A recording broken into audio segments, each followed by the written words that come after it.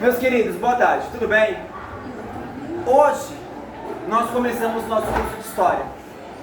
E eu acho que existe uma pergunta que ela é fundamental para ser respondida.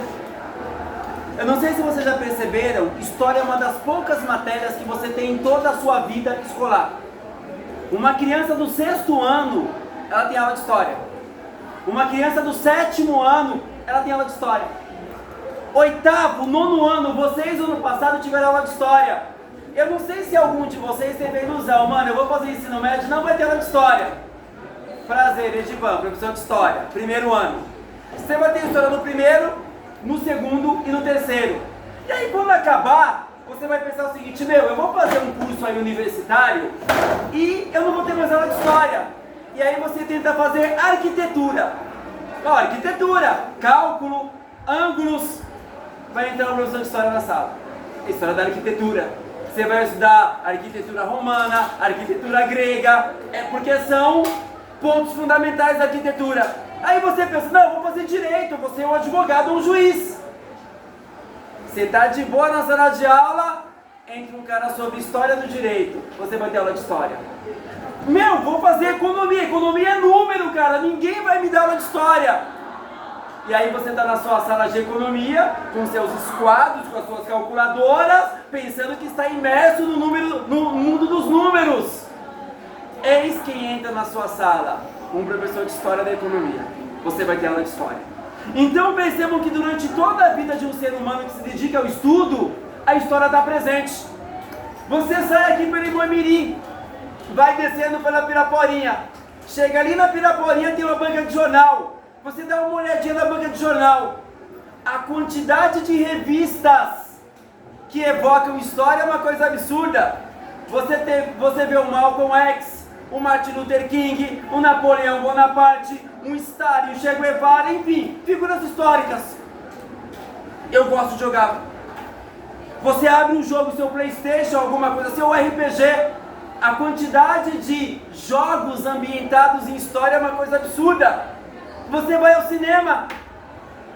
Quantos filmes não são ambientados em contextos históricos? Então percebam que os temas históricos nos cercam o tempo todo. E aí cabe uma pergunta fundamental. Por quê? Entenda uma coisa. Como é seu nome, linda?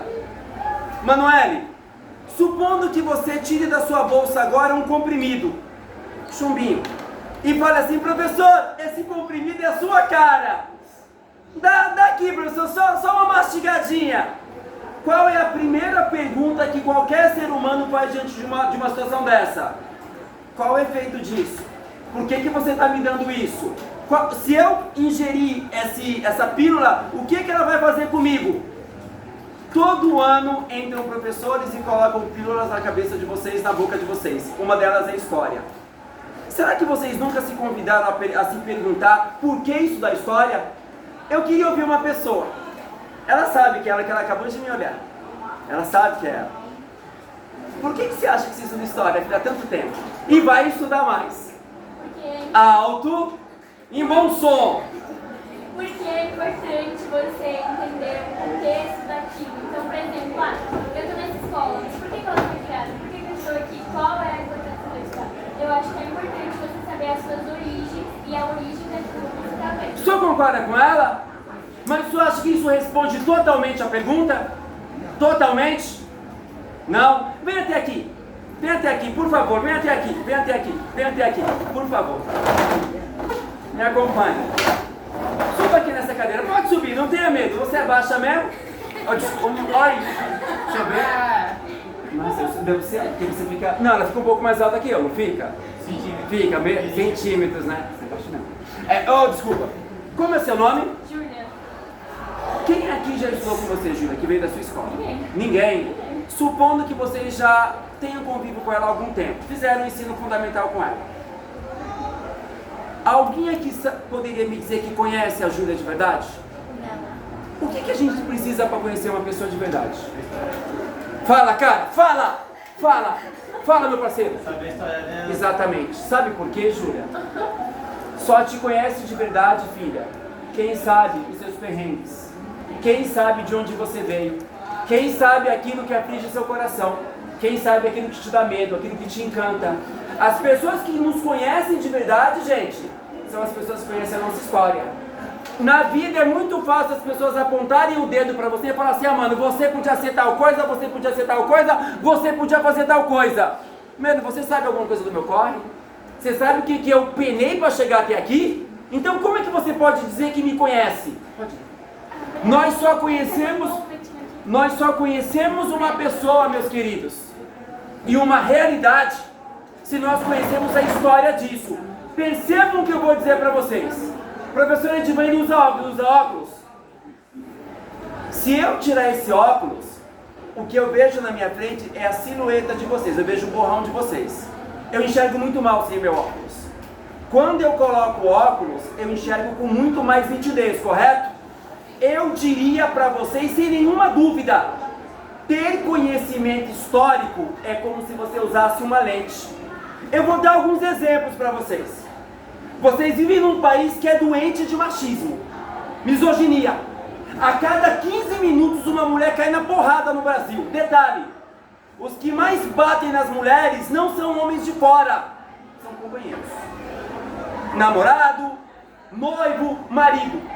Muita gente acredita no Brasil que o machismo, ele é fruto da maldade. Não é só isso. Se você não entender história, você não entende o fenômeno do machismo no Brasil. E eu falo isso como filho de um nordestino que era muito, meu pai era um homem machista, não posso mentir. Como é que a gente explica o machismo no Brasil? Olhando para a situação das mulheres na famosa idade, a famosa, muito tempo de maneira preconceituosa, chamada de Idade das Trevas. Por quê? Na Idade Média, como vocês sabem, a religiosidade católica era uma coisa absoluta. Na Idade Média a igreja ditava aquilo que era correto, aquilo que podia ser dito, aquilo que podia ser lido para quem sabia ler. Como era tratada a mulher na Idade Média? De uma maneira bem difícil. Não sei se vocês sabem, a famosa Santa Inquisição, que era aquele tribunal em que a igreja matava pessoas queimadas, mais de 80% das pessoas queimadas pela igreja eram vocês mulheres, as chamadas, tinha um nome para isso, qual que era o nome? Bruxas. E o que era uma bruxa? Era uma mulher que pegava uma vassoura e subia? Não. Era uma mulher que ousava ser quem ela era. Ela vestia o que ela gostava, ela dançava como ela queria, ela ousava ser o que ela é, liberdade. Essas mulheres eram queimadas. Pedro Álvares Cabral, aqui, Cristóvão Colombo, os colonizadores da América eram homens com mentalidade da idade. Por isso que o nosso Nordeste ele é tão católico. Por isso que homens como meu pai eram homens absolutamente machistas. Por quê? Porque essa mentalidade, ela veio para o Brasil. Vocês entenderam que para a gente entender um problema real do Brasil, a visão histórica é fundamental? A mesma coisa, o racismo. Meus amigos, durante 388 anos, uma pessoa branca que fosse vista carregando uma caixa na rua ou uma cadeira na rua, ela era desprezada pela sociedade. Sabe por quê? Esse trabalho braçal, ele era feito por um tipo de pessoa, preto escravizado, trabalho de preto. Durante 388 anos, ser trabalhador no Brasil era ser preto escravizado. Como não entender essa realidade racista sem olhar para esse lado? Vocês querem ver como que isso apita o nosso pensamento? No Brasil, qual que é o tipo de trabalho que é mais valorizado? Que a mãe fala assim: filho, eu quero que você seja isso, meu filho. É ser uma pessoa que faz um trabalho intelectual ou um trabalho braçal? Qual que é o mais valorizado no Brasil? Você vê um cara no computador, você fala: pô, trabalho legal. Você vê o cara sentado no chão, comendo uma marmita, fazendo uma obra, você fala: mano, que trabalho zoado. Por que a gente tem uma mentalidade que desvaloriza tanto o trabalho braçal? Porque o trabalho braçal sempre foi historicamente um trabalho de escravizado. Por isso, na nossa cabeça, é um trabalho menor. Deu para entender o que eu estou falando? Alguma dúvida? Então perceba que a nossa mentalidade, os nossos valores, a nossa maneira de lidar o mundo, os nossos conceitos e os nossos preconceitos, eles têm raízes históricas. Deu para entender o que eu estou falando? Então, estudar história, meus amigos, não é para fazer uma prova, não é para se preocupar com a avaliação, é efetivamente para você não apenas entender o mundo História não serve, esse foi o limite da sua resposta. História não serve só para você conhecer o mundo. História serve para você transformar o mundo, para você intervir no mundo. Deu para entender o que eu estou falando? E aí eu abro a minha aula lendo uma frase: a história é filha da memória. Quero fazer uma pergunta, deixa eu ver quem vai responder isso para mim. Aquela pessoa do caderno, como é seu nome? Luísa. Como? Luísa. Tudo bem, Luísa, com você? Luísa, você mora onde? Eu moro perto aqui do Remo. Ah, você mora aqui perto, então dá para vir andando? Mas obviamente a pergunta não é essa. Eu quero perguntar outra coisa para você. História e memória. Parece, não parece? Mas é a mesma coisa? Depende. É a mesma coisa? Não fuja pela tangente. Não. Não é. Você acertou. Qual é maior? A história ou a memória? A história. A história, tudo bem. Não disse que tudo bem não quer dizer que está certo. E se tem um lugar que vocês podem errar na vida, é escola. Meus amigos, uma criança só começa a andar de verdade quando ela cai várias vezes. Uma escola que trata mal o erro não é uma escola.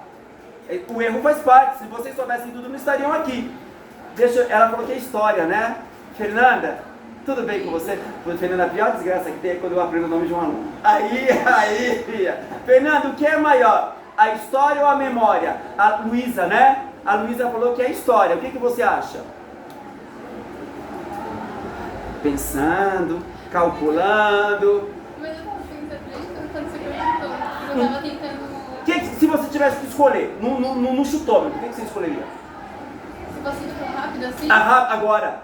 eu acho que seria memória. Opa, temos uma divergência. História e memória. Meu parceirão, que tá chupando um palitinho, eu tenho certeza, não tem nenhum pirulito ali dentro. Fala pra mim, história ou memória, qual que é maior? História, opa, 2-1. Vamos tentar, você quer história? Seja breve, porque você já percebi que você gosta de desenvolver, né? História ou memória? História, opa, tá quanto agora? Perdi a conta? 3-1, caramba. Ah, ela fez assim, ela. Como é seu nome, linda? Como? Ashley. O que? Filha, se é errada, tudo bem, filha. História ou memória, o que é maior? Ai,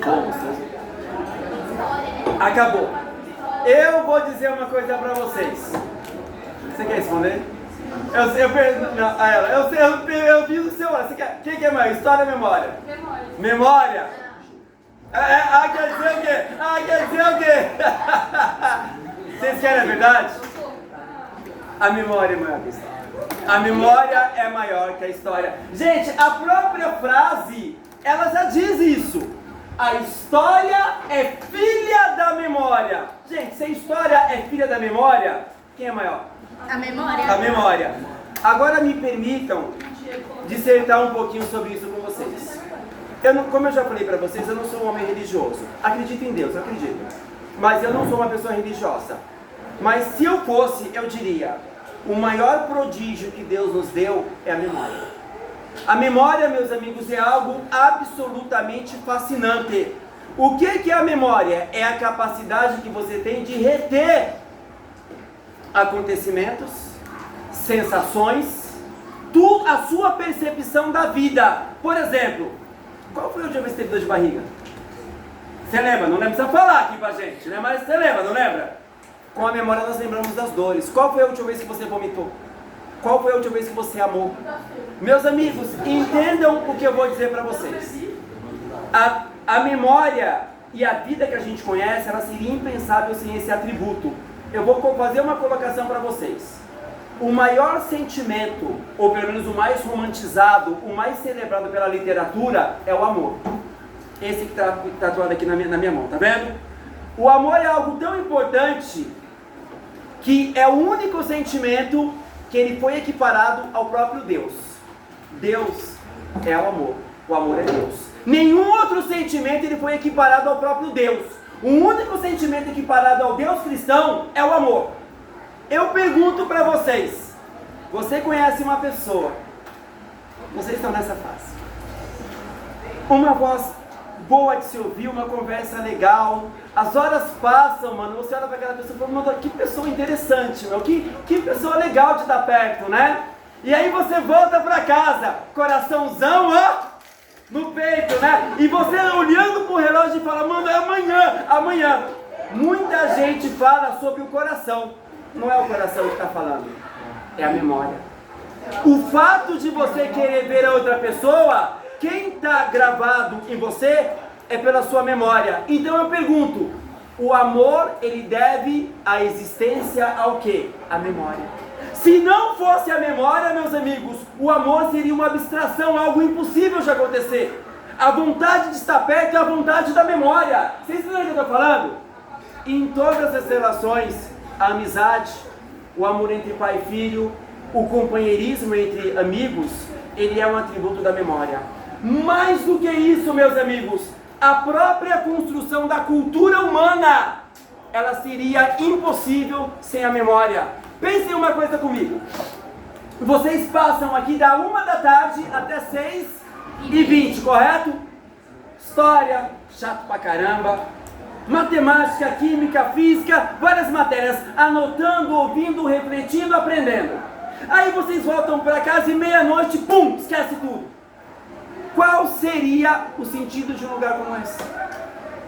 Se você esquece, a construção do conhecimento, a reflexão sobre o conhecimento é baseado no quê? Na memória.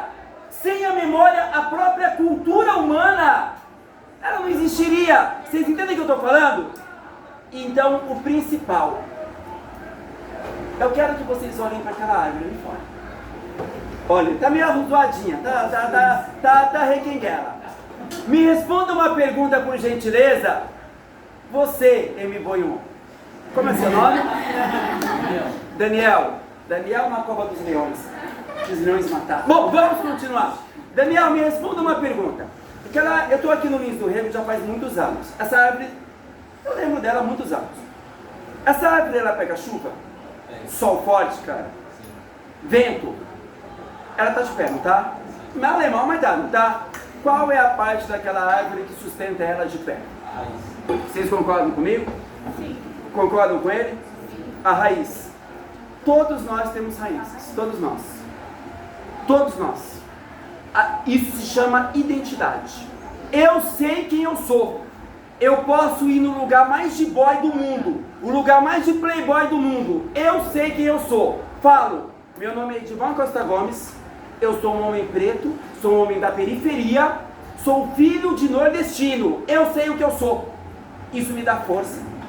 Porque dentro de mim não bate só o meu coração, o meu sentimento, mas de todos aqueles que me trouxeram até aqui, os meus ancestrais. Vocês sabem que a ancestralidade é cultuada por muitos povos. Eu sei de onde eu vim. Sabe qual que é a pior desgraça que pode acontecer com qualquer um de vocês? É vocês perderem o senso de identidade. Isso acontece muito. Quantos jovens eu já vi isso, da quebrada? Cara que jogava bola comigo, sabe? Cara que ficava no boteco comigo, a gente trocava ideia junto, bebia tubaína junto. O cara entra numa universidade. Começa a lidar com os boys, os barzinhos da hora, os lugares mais sofisticados. Aí pergunta pro cara assim na faculdade, mano, onde você mora? Ele tem que falar o quê? Moro no Grajaú, moro no Ângela, moro no Capão. Ele já fala, eu moro em Santa Maria. Ele já não fala onde ele mora, tem vergonha. O pessoal fala assim, vamos fazer uma festa aí. Mano, traz seus irmãos, traz sua mãe. Ah, minha mãe não gosta dessas coisas não. Mentira, ele nem chama, ele tem vergonha das origens dele. É o tipo de pessoa que ele pode ser qualquer pessoa, porque ele não se conforma com o que ele é. Ele tem vergonha do que ele é, uma pessoa que perde a sua raiz, a sua identidade. Meus amigos, você pode perder seus amigos, você pode ficar sozinho, mas se você sabe quem você é, de onde você veio, isso te dá força, cara. Isso te dá força. Só que a identidade depende do quê? Da memória. Sem memória você não constrói identidade. Deu para entender o que eu estou falando? Alguma dúvida? Só que percebam uma coisa. A memória é algo absolutamente confiável, 100%? Não, porque o ser humano ele é imperfeito. Mais do que isso, o ser humano tem pontos de vistas e interesses diferentes. A gente lembra sempre de acordo com a nossa conveniência. Por exemplo, Você namora 1000 anos com uma pessoa. E aí a pessoa faz você sofrer, mas você de gato e sapato. Por que vocês se olham quando eu falo isso? Vocês têm a alma fraturada? Vocês já levaram muita pancada na vida? Você é feito de gato e sapato. Vocês terminam o namoro. Passa uma semana, você fala, não quero mais ver. Quero mais ver nem pintado de ouro. Passa 2 semanas, você já começa a olhar pro Instagram. Já começa a ver os status. Passa 3 semanas, você já tá... Percebam, nesse momento, você não lembra mais da dor. Você só vai lembrar dos bons momentos. Parece que é uma armadilha mental. Você esquece os motivos pelo qual você falou assim, não quero mais. E você... É uma armadilha, você só lembra dos bons momentos. E a saudade bate forte. A memória não é confiável. Vou dar outro exemplo. Tem uma briga aqui na sala, a gente separa. A diretora leva as duas pessoas embora. Aí chama você, que não estava na briga. Vem aqui você. Mas eu não fiz nada não, eu só quero saber o que aconteceu. Eu quero ouvir de uma pessoa da sala. O que aconteceu? Você começa a contar o que aconteceu. Só que uma das pessoas que estava tretando, seu parceiro. Aí você já começa assim, ó. Aquele ali zoou ele, você esquece que seu parceiro cuspiu no outro. Você esquece que seu parceiro estava falando mal do outro pelas costas. Ou seja, a lembrança sempre está permeada por quê? Pontos de vistas diferentes e interesses diferentes. Aí, então percebam vocês que a memória ela é valiosa, ela é grandiosa. Pode, velho. Mano do céu! Vocês perceberam, gente? Uma coisa ameaçadora, velho. Vamos lá. Então percebam, a memória, gente, a gente chama isso de memória evanescente. Tem uma banda de gótico metal chamada... Conhece? Já chorou muito com a Emily. O que é uma coisa evanescente? É uma coisa que se perde no ar, como se fosse a fumaça. A memória tem dessas coisas. Deu para entender? Entretanto, meus amigos, vamos colocar o dedo mais fundo na ferida. A história. A história depende da memória, sim. Na verdade, meus amigos, a memória é a matéria-prima da história. Você não consegue escrever história sem a memória. Concordam comigo? Você pode até ter memória sem uma história, mas você não tem a história sem a memória. Vocês pegaram aqui o trocadilho? Eu gostei desse trocadilho que eu fiz. Gostaram? Percebam o seguinte, o que é a história? Eu vou usar uma palavra agora com muito respeito, porque eu sou historiador. Puxa ali, ao meu lado. A história é uma ciência. Veja até minha expressão como é séria. A história, meu parceiro, é uma ciência. O que é uma ciência? É uma forma de conhecimento. Durante muito tempo, meus amigos, eu quero que vocês entendam o seguinte.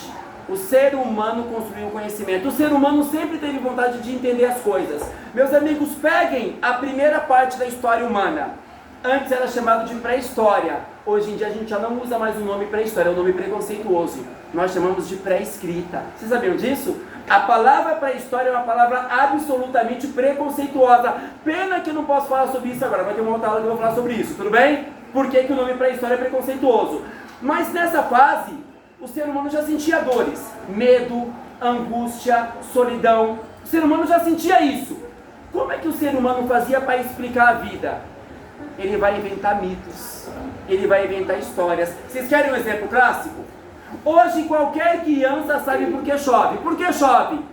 Raio do sol bate na terra, há uma evaporação da água, uma condensação e volta em forma de chuva, correto? Aprendemos isso no 6º ano, correto, gente? Na pré-escrita, os seres humanos não sabiam disso. Então como que eles explicavam o céu escurecer, o raio, o trovão e a chuva? Eles disseram que havia um Deus, e esse Deus era um cara meio nervoso, tipo eu.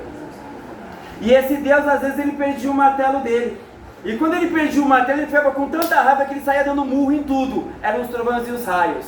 Eles explicavam a chuva por divindades. Eles explicavam a morte por divindade. Eles explicavam a desgraça, a vida por divindades. É aí que vai nascer uma palavra linda, maravilhosa. Mitologia.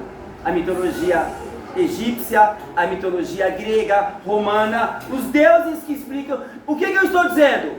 O ser humano buscava construir conhecimento Aonde? Ele buscava construir conhecimento, meus amigos, na religião. Deu para entender? Aí veio finalmente o cristianismo. Cristianismo, certo? A lógica é exatamente a mesma. Vamos explicar a vida através do quê? De Deus.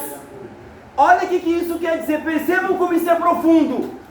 Aconteceu um desastre natural de tsunami. Qual que é a explicação? Aquele povo estava em pecado. Deus mandou isso acontecer. Veio uma doença que matou a metade da Europa em 2 anos. A famosa peste. Já ouviram falar? Uma doença tão ferrada, cara, que você pegava ela pelo hálito, matava o cara em 2 dias. Procuraram as causas? Não. O que eles diziam? Isso é um atributo de quem?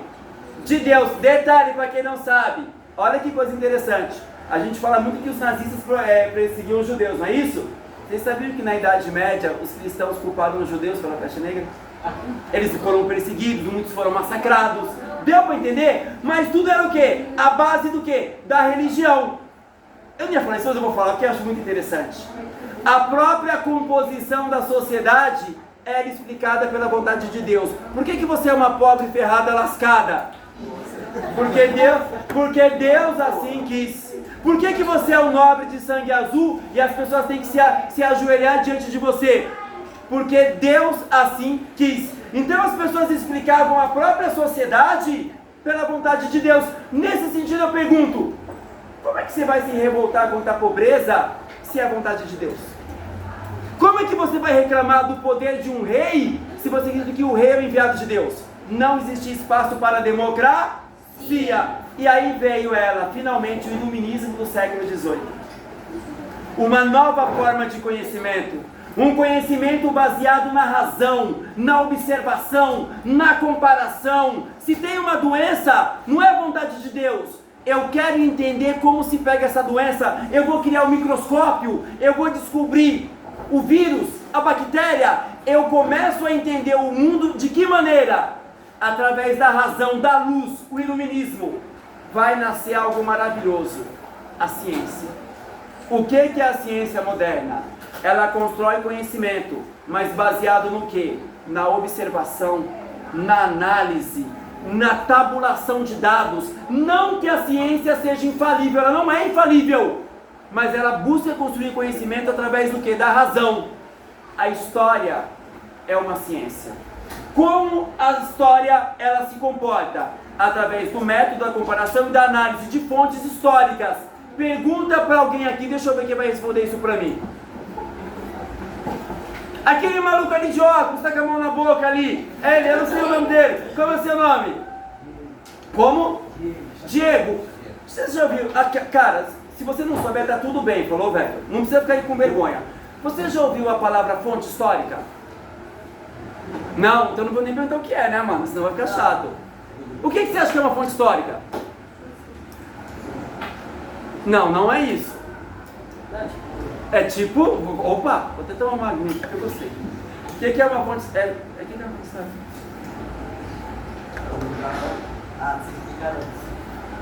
Escolhe uma pessoa da sala que você acha que consegue responder isso pra mim. Um parceiro que você fala, mano, não vai escolher Zé Ruela. Escolhe alguém que você acha que meu, eu sei o que é fonte histórica. Rápido que é a aula do... Hã? Quem que é Júlia? Júlia, eu me sentiria lisonjeado. Lisonjeada mesmo. Fala, o que é a fonte histórica? Quando você fala de fonte, você fala sobre você buscar a verdade em um lugar. Então, mas o que é a fonte histórica? Então, você está buscando uma informação da história. Então, você está buscando a fonte histórica. Mas o que é a fonte histórica? Tá bom, eu vou explicar. É uma informação histórica. Não é informação. É de onde você... Não, eu vou falar daqui a pouco. Fala. É da onde a gente consegue saber que aquela coisa é verdadeira. Não é que dizer que é verdadeira, mas é onde você vai buscar uma informação. A origem. Fonte histórica, meus amigos, é qualquer vestígio que pode ser estudado para você compor a história. Houve um tempo, meus amigos, que de maneira preconceituosa os europeus eles diziam que fonte histórica era só documento escrito. Eu tenho que achar um documento enterrado, alguma coisa escrita. Isso sim era uma fonte, beleza?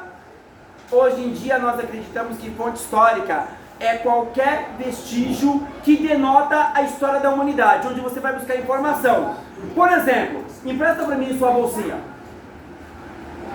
Isso aqui, ó, pelo que eu estou sentindo, é o que tem na maioria dos estojos. Caneta, bom, coisas de escola, correto?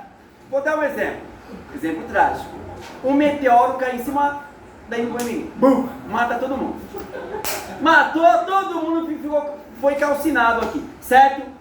Esse lugar ele fica abandonado por 500 anos. Mas peraí.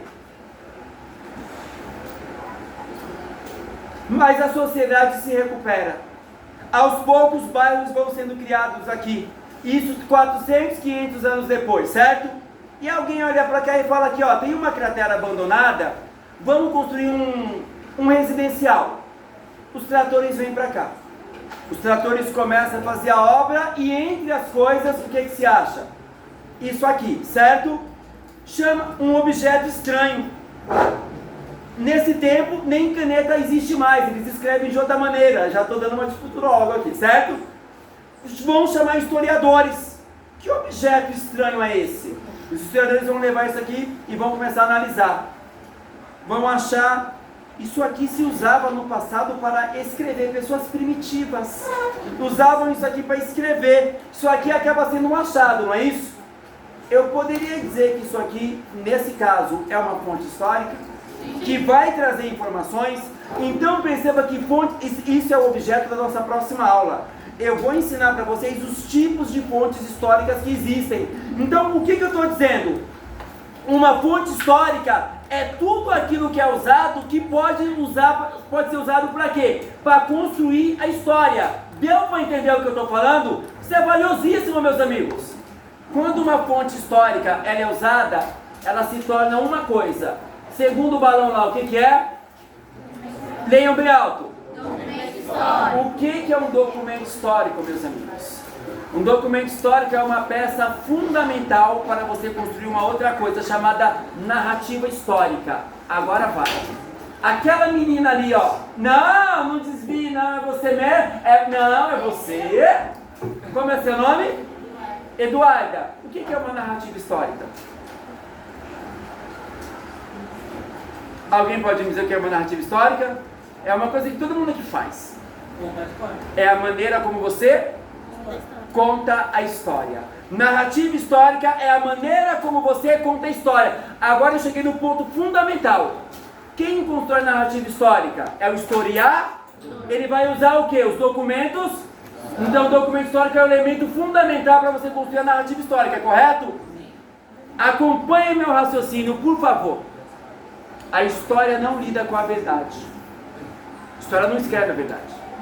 A história escreve aproximações da verdade. Sabe por quê? O historiador... Para, por favor. O historiador é um cara que tem um poder imenso. Sabe por quê? É ele que decide o que a sociedade vai lembrar e o que ela vai esquecer. O que vale a pena ser ensinado numa aula de história e o que não é ensinado. Aquilo que você vai aprender e aquilo que você não vai aprender. Por que isso é importante, meus amigos? Porque você constrói a história de uma sociedade baseada em interesses de pessoas. Por exemplo, eu vou dar só um instantinho. Você pega a colonização do Brasil. Quem lê sobre a colonização do Brasil, acha que o Brasil foi colonizado por homens brancos, ponto. Onde é que estão as mulheres nos livros de história? Onde que elas estão? Onde que elas estão? Onde é que está a sabedoria do povo indígena? Onde é que está? Parece que o europeu era aquele cara cheio de conhecimento que chegou para civilizar. Olhem as nossas ruas. Raposo Tavares, Anhanguera, Borba Gato. Esses caras foram colonizadores e bandeirantes. Esses caras têm uma folha corrida de assassinato, de estupro. Onde está a história dos nossos indígenas? Quem decidiu que ia ser assim? Quem decidiu que as nossas pontes, as nossas avenidas, os nossos museus iam contar a história de homens cristãos brancos? Os historiadores. Construir narrativa histórica, meus amigos, é algo poderoso, porque você cria a memória de um povo. Deu para entender o que eu estou falando? Eu não esqueci o que você quer falar, eu não esqueci. Alguém já foi no Museu do Ipiranga? É um lugar suntuoso, é um lugar, gente, que quando você entra, te impacta, porque é um lugar realmente muito bonito de se entrar. Vocês sabiam que quando Dom Pedro I, ele proclamou a independência do Brasil, ele fez aqui perto, no Ipiranga? Vocês sabiam disso? A independência do Brasil foi proclamada ali onde que é o Ipiranga. O Ipiranga já é Zona Sul. Meus amigos, quando ele fez isso, São Paulo era um dos lugares mais pobres do Brasil. Não sei se vocês sabem disso, mas na colonização do Brasil, o Nordeste açucareiro era muito mais rico do que o Sudeste miserável. Vocês sabiam disso? Por isso que nós temos os bandeirantes. Lá no Nordeste, os caras tinham dinheiro para comprar preto escravizado. Aqui no Sudeste não tinha dinheiro para comprar preto. Vamos escravizar quem? Indígenas, os bandeirantes. Vão caçar indígena. Deu para entender? Quando você entra no Museu do Ipiranga, o museu tem uma narrativa histórica. São Paulo era um lugar miserável. Não tinha poder naquele período. Quando você entra hoje no Museu do Ipiranga, você entra, tem as estátuas dos bandeirantes, quadros dos paulistas. Quem entra no Museu do Ipiranga pensa que quem fez a independência do Brasil foi São Paulo. São Paulo faz uma narrativa histórica que se torna grande, e não era grande. Então, o que eu quero que vocês entendam?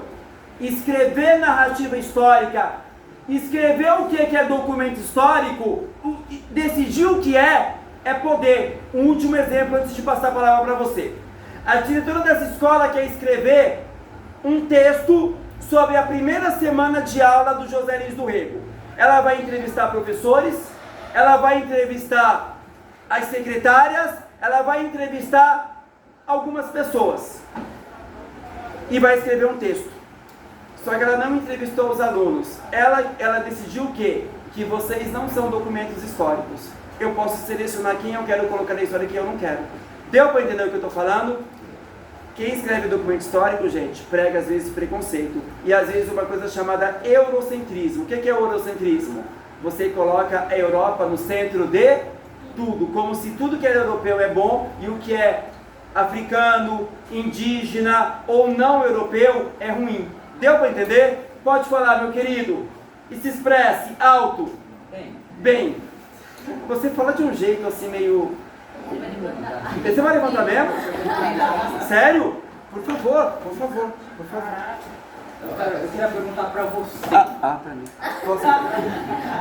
Vamos dialogar. Eu queria perguntar para você. A narrativa histórica é tão facilmente assim corrompida dessa forma, a ponto de dar um lado bom e um lado ruim que nunca existiu. Não tem bom e ruim, tem interesses. Vai.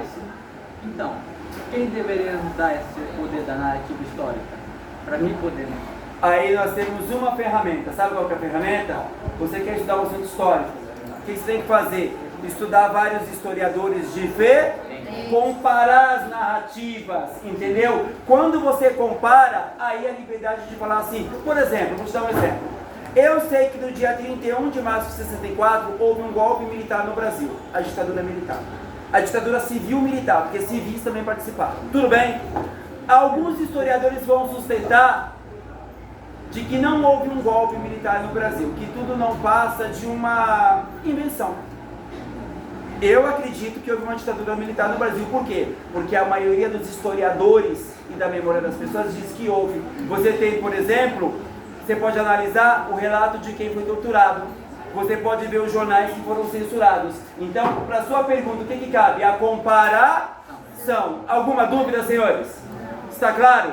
Por favor, diga. Alguma dúvida? E aí cabe o que? A nossa liberdade. Senhores, tem mais o que explicar, mas faltam 9 minutos. Eu dou nossa aula como encerrada. Deixa eu só fazer uma pergunta. A maneira como eu explico a matéria, agora vocês já sabem. Vocês viram como é? Deu sono? Não. Foi agradável para vocês? Sim. Dá para entender o que eu falo? Sim. Você que está em raiva de mim, dá para entender o que eu falo? Você consegue entender o que eu falo? Como que é o nome daquele estranho ali? Como é o seu nome, filha? Você conseguiu entender o que eu falei? Gente, vamos com Deus. Obrigado.